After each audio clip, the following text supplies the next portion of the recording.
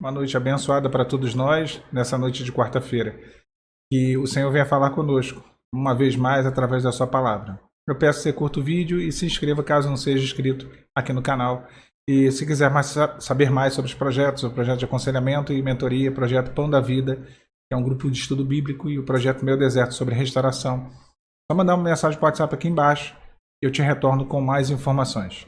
A nossa meditação nessa noite vai estar lá em Atos 20, no versículo 7 ao 11. Eu não vou nem ler o texto, eu vou falar mais ou menos ali da história, do contexto, para a gente entender o que aconteceu.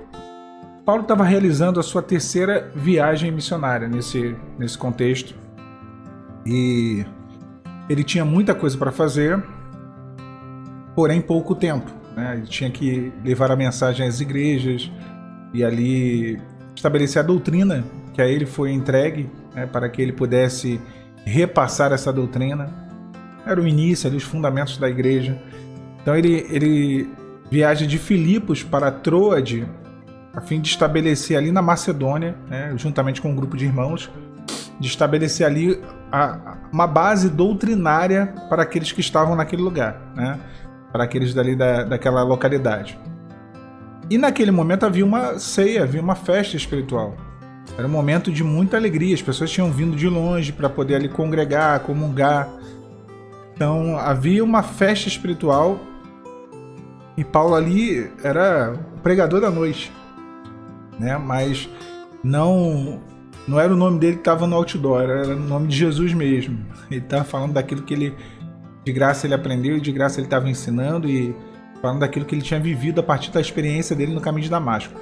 Agora, dentro desse cenário, tinha um jovem cujo nome era Eutico e ele serviu como um exemplo ali de um exemplo negativo, né, na verdade, porque estava dentro da igreja, mas estava sentado na janela, alheio, desapercebido, distraído, né, com o que se passava do lado de fora, podemos dizer até assim. Isso é uma conjectura muito fácil de se fazer. Então, a gente pode trazer o Eutico como alguém que está indefinido, espiritualmente falando. Alguém que está na janela é alguém que não está nem dentro nem fora. Embora tenha todo acesso àquilo que está acontecendo lá de fora, também tem todo acesso àquilo que está acontecendo lá de dentro. Ele está no meio termo ali, né? Está literalmente em cima do muro. Eutico era um jovem que pertencia possivelmente ali à igreja local, né? Então estava presente aquela reunião, que era uma reunião muito importante para a igreja. E a posição por ele assumida foi assentando-se numa janela. Porque ele não estava no meio da igreja, né? Porque ele não estava com os irmãos tomando parte no culto, ouvindo os relatos de bênção e experiências de Paulo, aquilo que ele tinha para transmitir. Porque havia uma posição de indefinição em Eutico. Dentro do templo, dentro da igreja, muitas luzes no cenáculo, diz o texto bíblico. Haviam ali muitas luzes. Fala das revelações, da visitação, da operação. Qualquer um que tivesse um pouco de vida espiritual ia querer estar ali dentro atento. E não estar na janela desapercebido. Da janela, Eutico certamente via o porto da cidade, os navios, no mar, ali ouvia os sons, né, do mar e do porto. O porto fala de novidade. O porto fala disso, de novidades. Então é alguém que está vivendo uma experiência com Deus, mas está atento também às novidades do mundo, às possibilidades que o mundo tem. Porque Porto é isso, é lugar de possibilidades, as possibilidades que o mundo oferece. Então ele estava nessa situação, estava meio cá, meio lá, firme, mas não tão firme, né? E era um jovem, alguém que não tinha uma experiência tão profunda com Deus ainda, e numa situação de perigo, embora ele não percebesse, né? Até sentado na janela, você tem um certo nível de autossuficiência, até de prepotência, de achar, não, eu não vou cair, eu consigo me equilibrar. E quantas vezes nós nos vemos em situações que a gente se põe na janela, que a gente se posiciona de uma maneira duvidosa, hesitante, a gente está olhando para o Senhor, mas também está olhando para as coisas lá fora, e aí em nós um autocontrole, pelo menos é o que nós pensamos, né? Não, eu consigo me equilibrar, eu sempre equilibrei as coisas na minha vida, eu sempre consegui agir de uma forma né, a compensar as coisas, eu dou meu jeito, né? Eu dou meu jeito.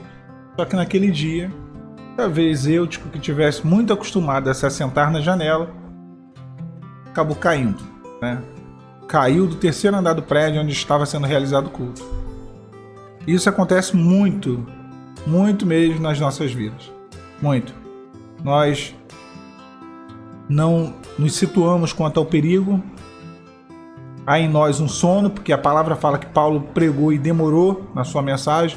Eu tenho para mim que Paulo não era igual Pedro. Pedro tinha uma mensagem mais eloquente, mais evangelista, e Paulo talvez aquela mensagem mais domingo de manhã, aquele culto da EBD, dá um pouquinho de sono se você, né, estiver ali bem atento. E aí Eutico dormiu, foi inconsciente ao que estava acontecendo dentro do templo. É quando nós tomamos essa posição perigosa, estamos nessa posição perigosa e ficamos num momento inconsciente espiritualmente. O caiu da janela do terceiro andar, e o que aconteceu com ele? Saiu levantando, andando feliz, né? Não, morreu. Morreu mesmo, né? Caiu ali, certamente na queda, alguma fratura, alguma coisa, morreu. Agora, Paulo estava ali e o Senhor operou um milagre.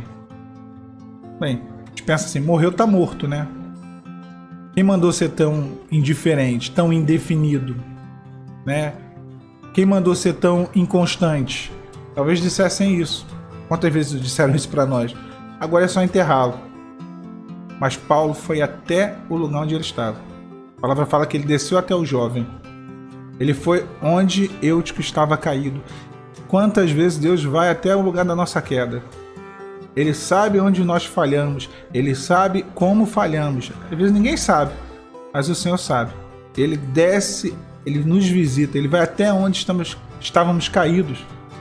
A palavra fala que Paulo inclinou-se sobre ele, ou seja, se aproximou, chegou a ele a ponto de ouvir os batimentos do seu coração quando ressuscitou.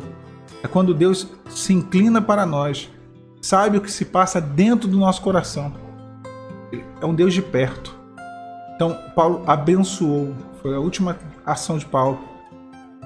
Deu-lhe sustento, tomou nos seus braços, transmitiu o calor do seu corpo, e ali recepcionou, levantou, na verdade, o jovem para que depois fosse recepcionado pela igreja. Deus nos leva à sua presença diariamente. Quantas vezes temos que subir novamente ao cenáculo, participar de novo do Partir do Pão, porque caímos da janela, porque nos distraímos, porque perdemos a atenção naquilo que é o direcionamento de Deus, porque paramos de olhar para aquilo que é o Senhor, aquilo que são as promessas. Quantas distrações, quantas vezes olhamos para o porto, para os navios, para as possibilidades e não focamos naquilo que Deus está falando, naquilo que Deus está revelando, naquilo que Deus está nos orientando. Então Eutico fica para nós como um exemplo de indefinição, mas que no fim Deus acabou se inclinando para ele ali na figura de Paulo e o trazendo de volta para o meio do corpo, para o meio da igreja, lugar de onde ele nunca deveria ter saído. Quantas vezes nós somos os Euticos? As nossas posições equivocadas, as nossas atitudes erradas nos levam a quedas. Mas hoje, minha irmã, meu irmão, o Senhor quer te pôr de pé. O Senhor quer trazer vida.